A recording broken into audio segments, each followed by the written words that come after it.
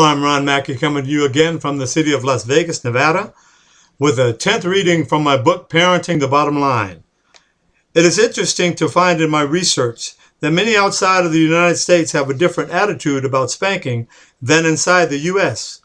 The Arkansas Democrat Gazette posted a story concerning corporal punishment on May 30th, 1997, with the heading, "Denmark Law Bans Parents Spanking Kids." The article stated that Denmark joined its Nordic neighbors Wednesday in prohibiting parents from spanking their children or using other kinds of corporal punishment. After a heated debate in the parliament, the spanking ban squeaked by in a 51-54 vote. Opponents contended that the measure was too intrusive on the family by the government. Toby Fergo, a member of the Liberal Party, said that the law would criminalize parents using normal methods to raise their children. At this present time, there are 6 nations besides Denmark that have banned spanking as a form of discipline in families. Those countries are Norway, Finland, Sweden, Austria, Cyprus, and Italy. It is a known fact that no government can fill the role of the parent, no matter how hard they try. And experience has shown that even though they may mean well, the government in any country is a wildly expensive and lousy substitute parent. So instead of allowing the state or federal government to act as substitute parents for your children, you, as parents, need to step up to the plate and take aggressive measures to maintain your parental, emotional, and financial responsibilities as you have been given a God-given right.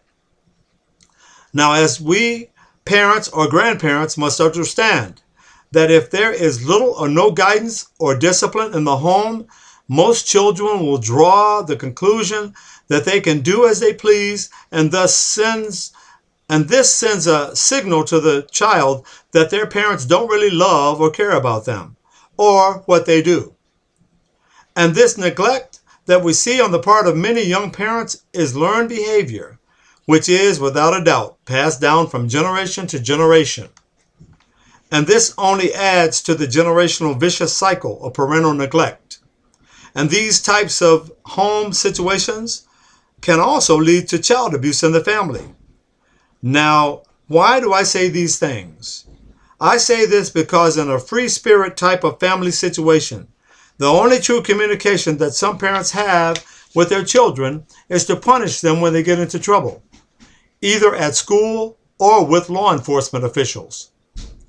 And those parents who are angry at their children will attempt to punish them while in a fit of rage. And if a parent disciplines a child in a fit of frustration, anger, and rage, the end result will more than likely be child abuse. Now, when it comes to parental discipline, there has to be a balance for discipline to work correctly. The question that comes to mind is, what is discipline? And what is its ultimate purpose? According to the Encarta World English Dictionary, North American Edition, MSN 2007, there are 7 definitions concerning discipline listed there, and I will list all 7 of them. They read as follows. Number 1, training to ensure proper behavior. The practice or methods of teaching and enforcing acceptable patterns of behavior. Number 2, order and control. A controlled, orderly state, especially in a class of school children. Number 3, calm, controlled behavior. The ability to behave in a controlled and calm way even in a difficult or stressful situation. Number 4, conscious control over lifestyle, mental self-control used in directing or changing behavior, learning something or training for something. Number 5, education activity or subject or field of activity, i.e. an academic subject. Number 6, punishment designed to teach somebody obedience. Number 7, Christianity church rules, the system of rules used in a religious denomination or order. It must be understood that there is no one-size-fits-all disciplinary technique. On one extreme, a parent can be over-permissive, excusing all of their child's misbehavior as normal for a child. And on the other hand, there could be a serious case of over-discipline in which a parent acts like a tyrant, not allowing the child to make any mistakes. And those types of parents show very little love to their children and constantly administer harsh discipline at all times. So there must be an even balance between over-permissiveness and the over-disciplining of children. But it is up to parents to decide what is necessary and reasonable discipline for their children. And whatever method of discipline and teaching techniques they choose, if spanking is included as one of the forms of discipline, it is very important that it always be used as a last resort after all other corrective measures have been exhausted in resolving the issue at hand. I want to repeat that. If spanking is included as one of the forms of discipline, it is very important that it always be used as a last resort after all corrective measures have been exhausted in resolving the issue at hand.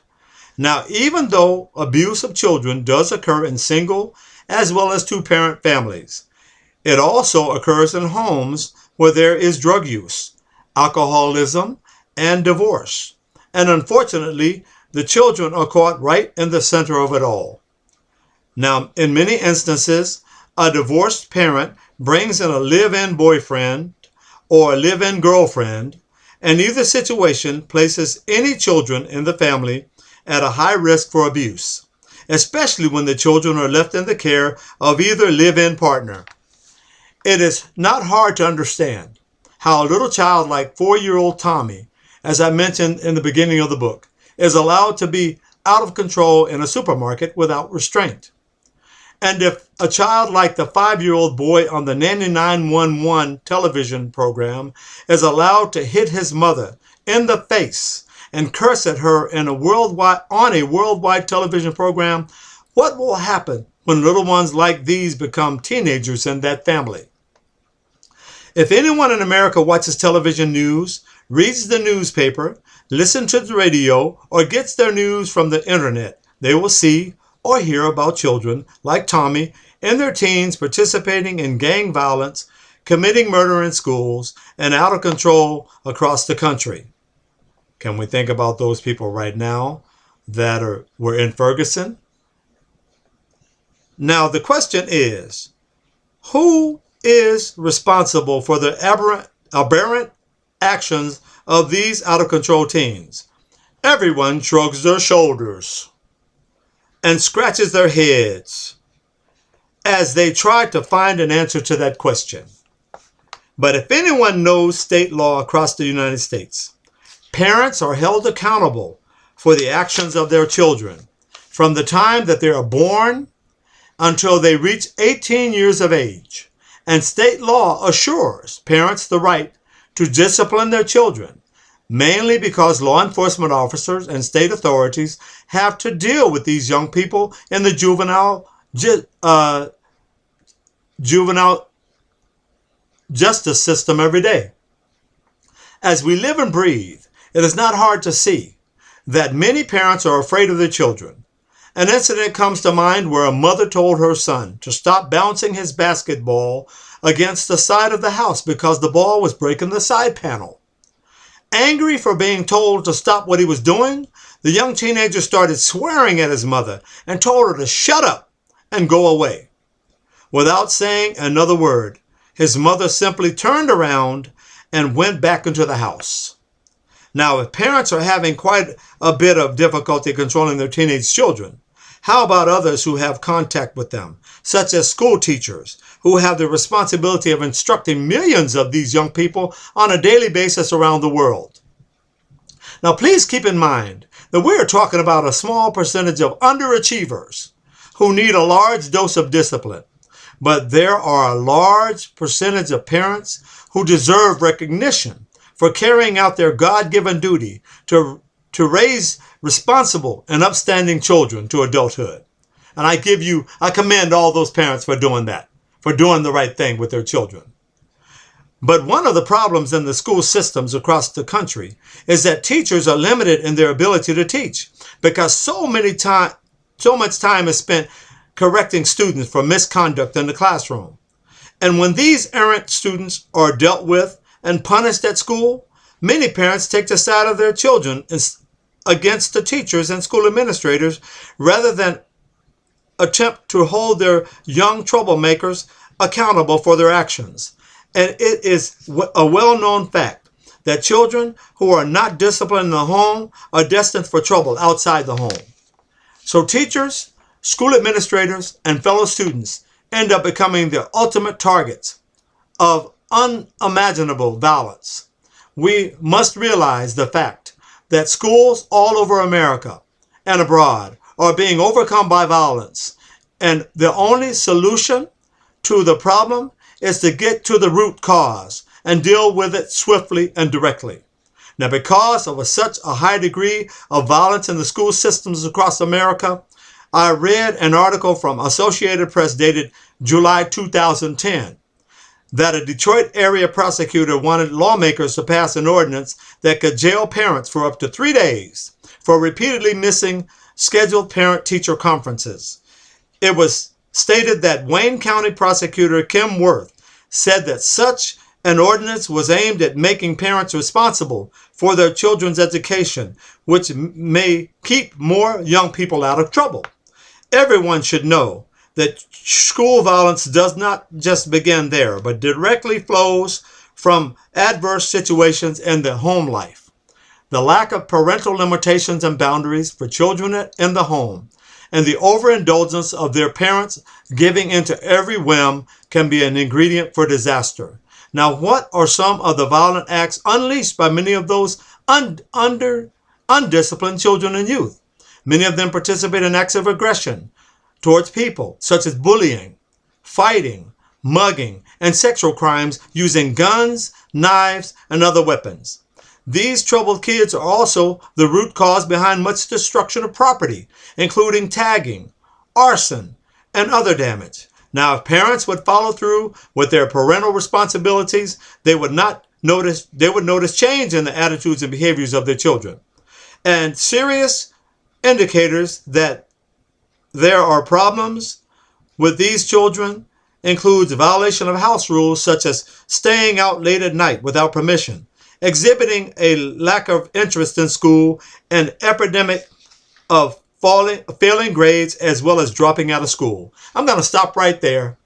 I'm going to let you mull over what I've said in this on these pages, and I will see you again the next time with the 11th reading for my book, Parenting the Bottom Line. So I just say happy parenting. God bless you, and I'll see you again next time. God bless. And bye-bye.